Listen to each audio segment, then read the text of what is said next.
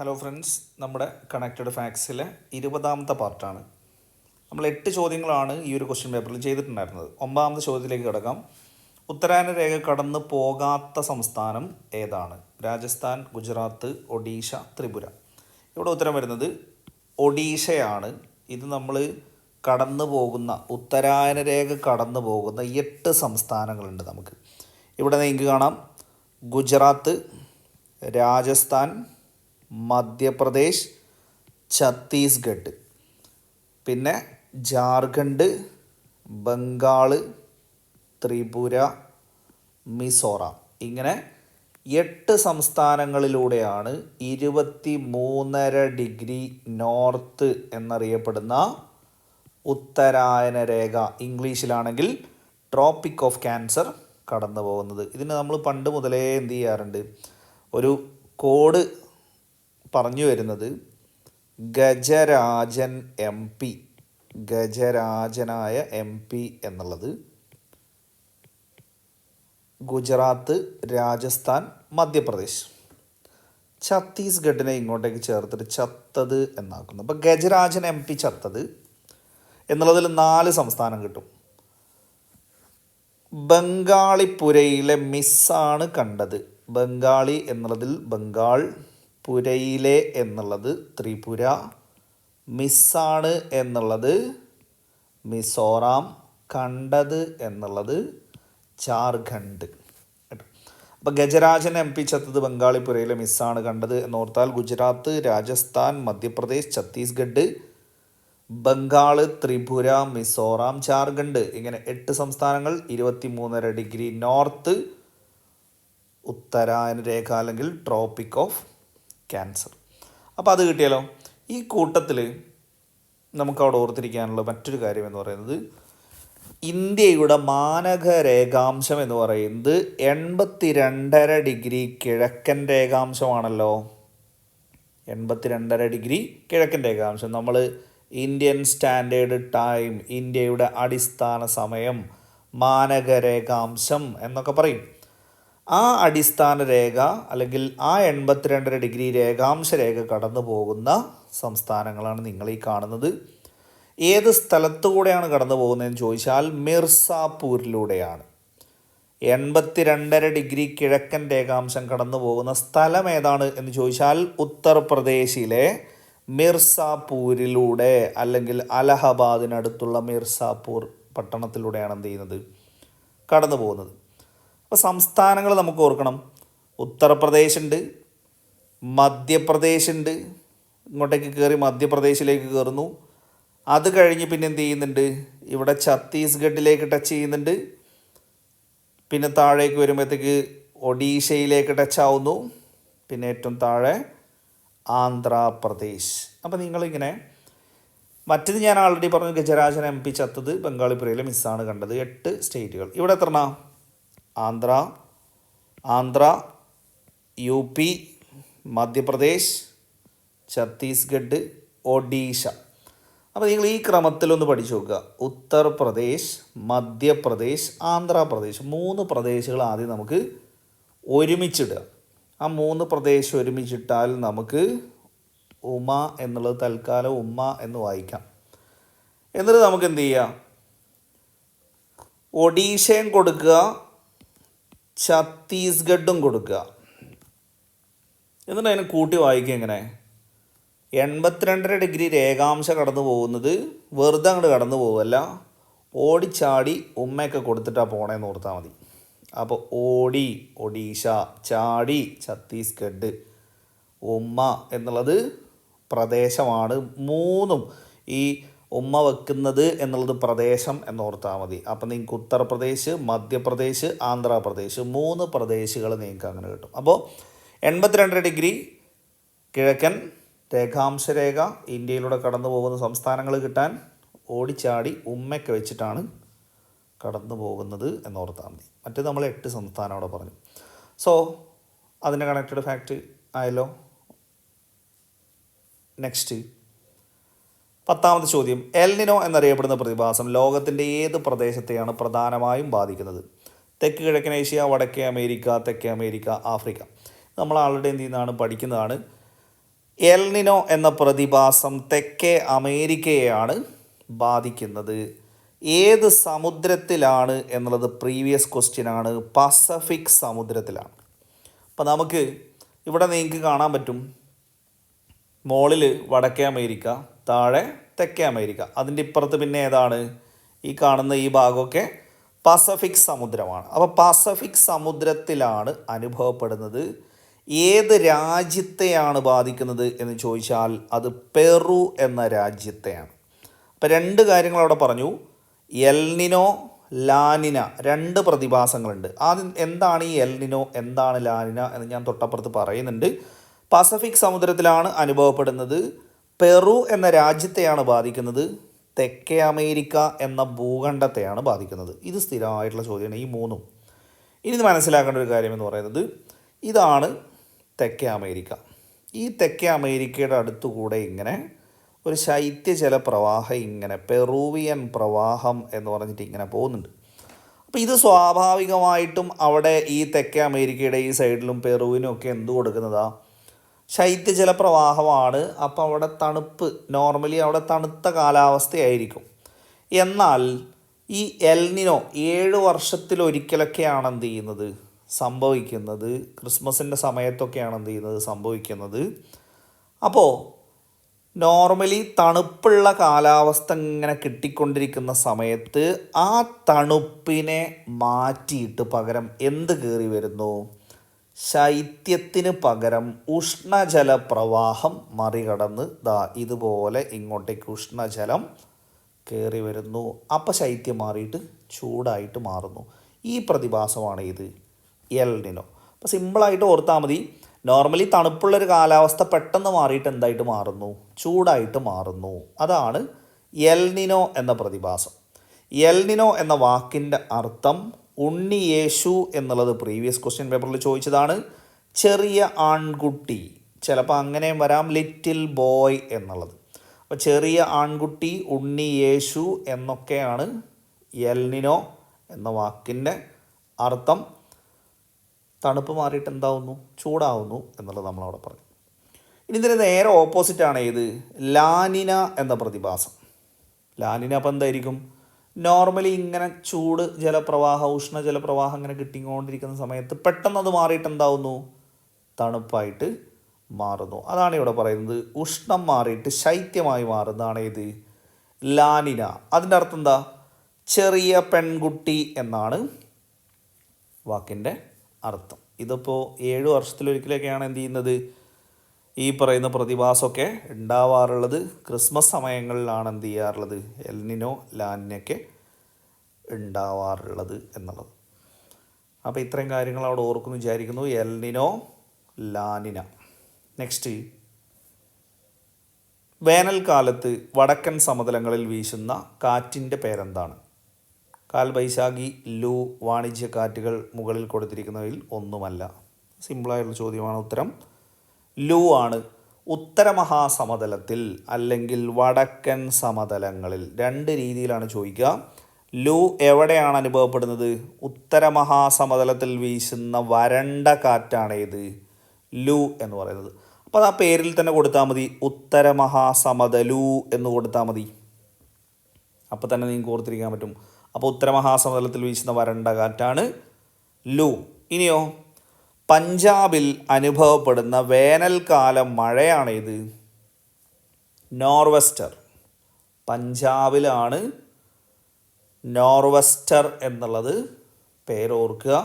നമ്മൾ സാധാരണ ഇന്ത്യയുടെ ഈ ഒരു പാർട്ടിന് തന്നെ നമ്മൾ പറയാറുള്ളത് ഇങ്ങോട്ടേക്ക് നോർത്ത് വെസ്റ്റ് എന്നുള്ളത് നമ്മൾ കോമൺ ആയിട്ട് ഇങ്ങോട്ടേക്ക് യൂസ് ചെയ്യുന്നതാണ്. നമ്മൾ ഖാൻ അബ്ദുൽ ഗാഫർ ഖാൻ എന്നൊക്കെ പറയുന്ന സമയത്ത് വടക്ക് പടിഞ്ഞാറൻ അതിർത്തി പ്രദേശങ്ങളിൽ എന്നൊക്കെ പറഞ്ഞിട്ട് നമ്മളിവിടെ പറയാറില്ലേ, ആ നോർത്ത് വെസ്റ്റ് അത് ചേർത്ത് പഞ്ചാബിലാണ് നോർവെസ്റ്റർ അനുഭവപ്പെടുന്നത് എന്നുള്ളത് അവിടെ ഓർത്തിരിക്കുക. പിന്നെയോ, പഞ്ചാബിൽ അനുഭവപ്പെടുന്ന വേനൽക്കാല മഴയാണെന്ന് പറഞ്ഞു. മാംഗോ ഷവർ, കേരളത്തിൽ അനുഭവപ്പെടുന്ന വേനൽക്കാല മഴയാണ് ഇത്, മാംഗോ ഷവർ. ഇത് മാമ്പഴം, നമുക്കിപ്പോൾ ഈ വേനൽക്കാലത്ത് പെയ്തുകൊണ്ടിരിക്കുന്ന ഈ വേനൽ മഴ കിട്ടിക്കഴിഞ്ഞാൽ മാമ്പഴത്തെ അതെന്ത് ചെയ്യുന്നു, പഴുപ്പിക്കുന്നു എന്ന് പറയാറുണ്ട്. അതുകൊണ്ടാണ് അത് മാംഗോ ഷവർ. ഇനിയോ കർണാടകയിൽ ചെറി ബ്ലോസം, ഇതൊക്കെ വേനൽക്കാലമാണ് കേട്ടോ. നമുക്ക് ഇത് മാത്രമേ ശൈത്യകാലമായിട്ട് ഓർത്തിരിക്കാനുള്ളൂ. ബാക്കിയൊക്കെ നമുക്ക് വേനൽക്കാലം എന്നുള്ള ലെവലിൽ. ഇപ്പോൾ നോർവെസ്റ്റർ പഞ്ചാബിൽ വേനൽക്കാലത്ത്, മാംഗോ ഷവർ കേരളത്തിൽ, ചെറി ബ്ലോസം കർണാടകത്തിൽ, കാപ്പി കൃഷിക്ക് മുന്തിരി കൃഷിക്ക് അനുയോജ്യം എന്നൊക്കെ പറഞ്ഞിട്ടാണ് എന്ത് ചെറി ബ്ലോസം എന്ന് നിങ്ങൾ കേട്ടിട്ടുണ്ടാവും.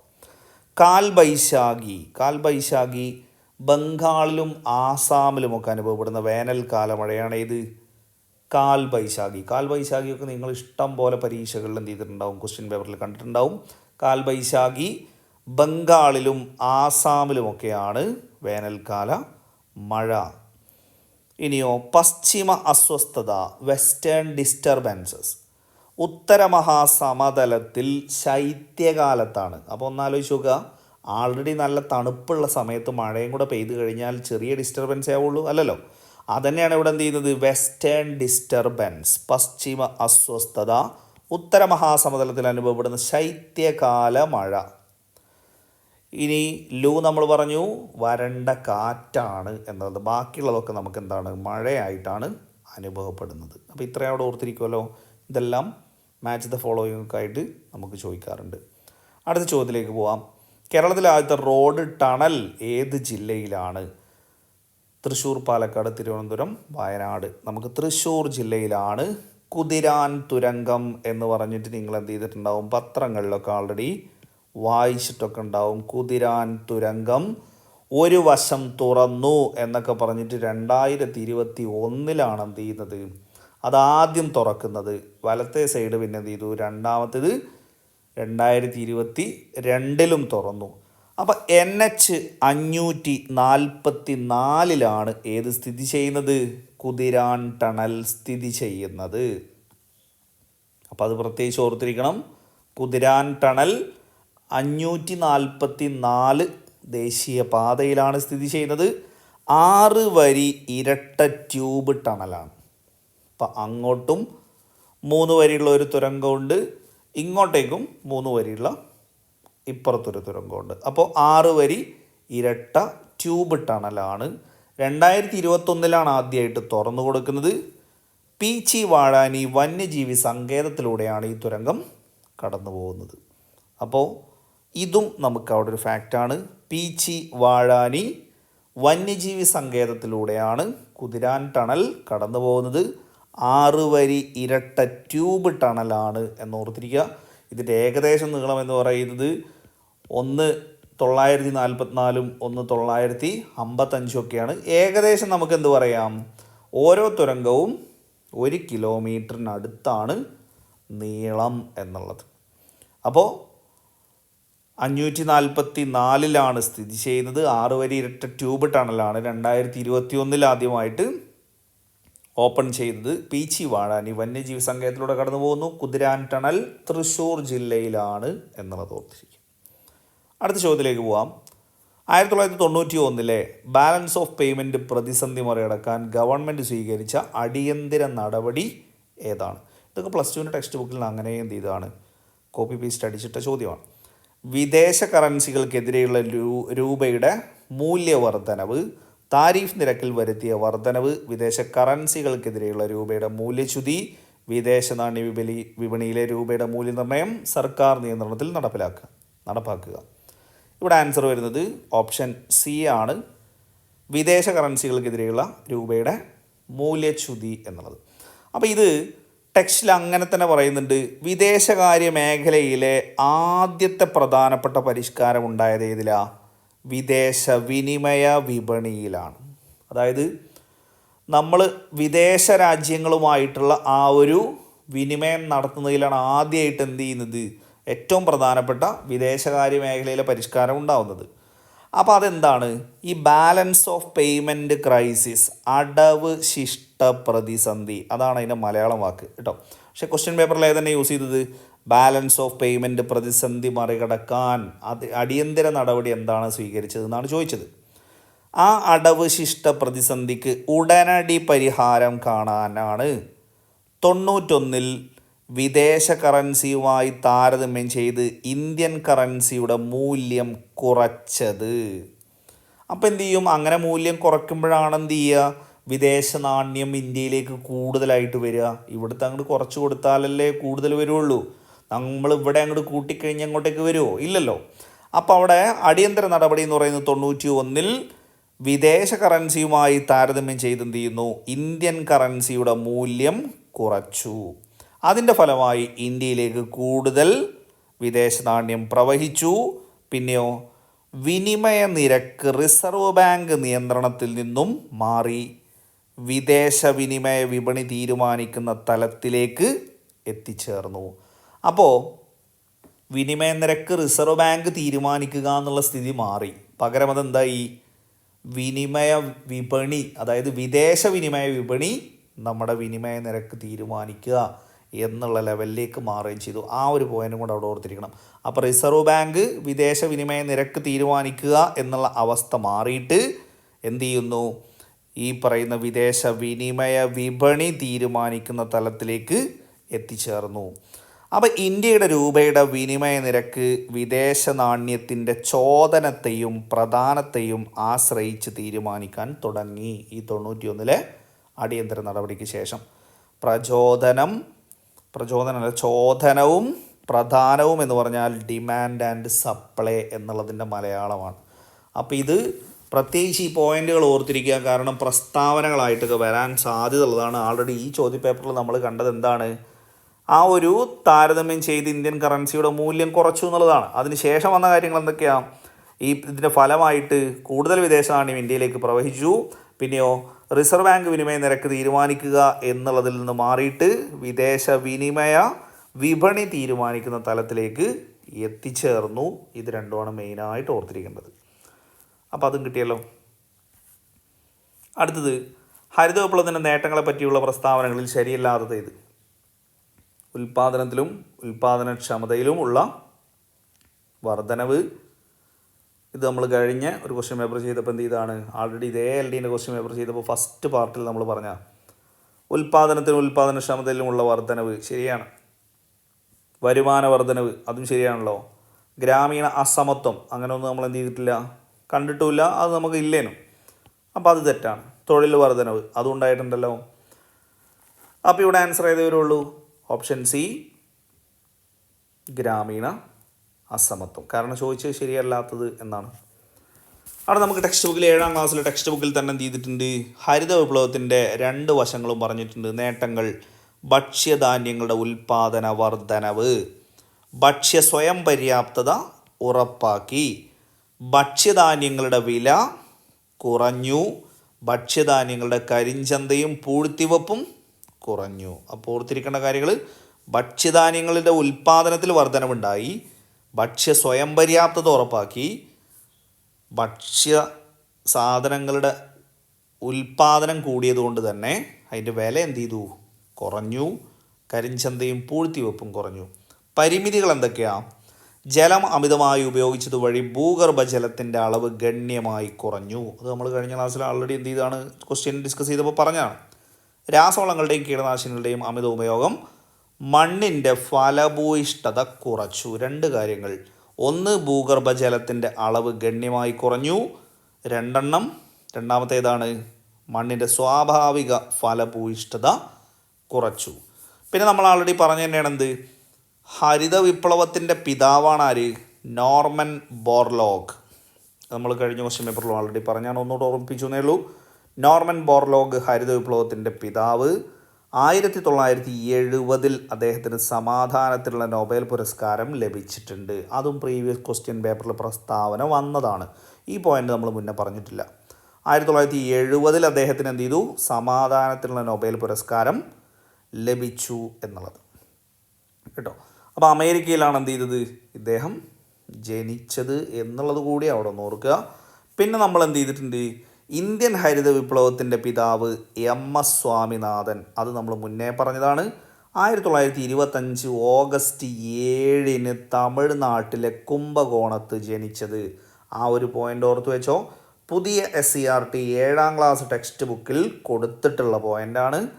1925 ഓഗസ്റ്റ് 7 തമിഴ്നാട്ടിലെ കുംഭകോണത്ത് ജനിച്ചു. ഇനി നാളെ ഒരു ക്വസ്റ്റ്യൻ പേപ്പറിൽ കാണുമ്പോഴായിരിക്കും ഇതൊക്കെ എവിടുന്നാന്ന് ചിന്തിക്കുന്നത്.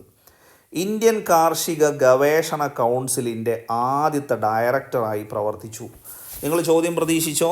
താഴെ കൊടുത്തിരിക്കുന്നവയിൽ MS സ്വാമിനാഥനെക്കുറിച്ച് ശരിയായ പ്രസ്താവന, ശരിയല്ലാത്ത പ്രസ്താവന, ആ ഒരു ചോദ്യം ഈ ഒരു ബോക്സിൽ നിന്ന് നമുക്ക് പ്രതീക്ഷിക്കാം. ഇന്ത്യൻ കാർഷിക ഗവേഷണ കൗൺസിലിൻ്റെ ആദ്യത്തെ ഡയറക്ടറായി പ്രവർത്തിച്ചു. ഇന്ത്യൻ ഹരിത വിപ്ലവത്തിൻ്റെ പിതാവ് എന്നറിയപ്പെടുന്നു. 1925 ഓഗസ്റ്റ് 7 ജനിച്ചു. തമിഴ്നാട്ടിലെ കുംഭകോണത്താണ് ജനിച്ചത്. ഇങ്ങനെയൊക്കെ കൊടുത്തൂടെ? അപ്പോൾ തന്നെ 4 പ്രസ്താവനയില്ലേ. ഇനിയോ, ഭക്ഷ്യോൽപാദനത്തിൽ സ്വയം പര്യാപ്തത കൈവരിക്കുന്നു. അത് നമ്മൾ ആൾറെഡി പറഞ്ഞു. അദ്ദേഹത്തെ രാജ്യം പത്മശ്രീ, പത്മഭൂഷൺ, ഭാരതരത്ന എന്നീ പുരസ്കാരങ്ങൾ നൽകി ആദരിച്ചു. അപ്പോൾ എന്തൊക്കെ കരസ്ഥമാക്കിയിട്ടുണ്ട്? പത്മശ്രീ ഉണ്ട്, പത്മഭൂഷൺ ഉണ്ട്, ഭാരതരത്ന ഉണ്ട്. 2023 സെപ്റ്റംബർ 28 അദ്ദേഹം മരണപ്പെട്ടു.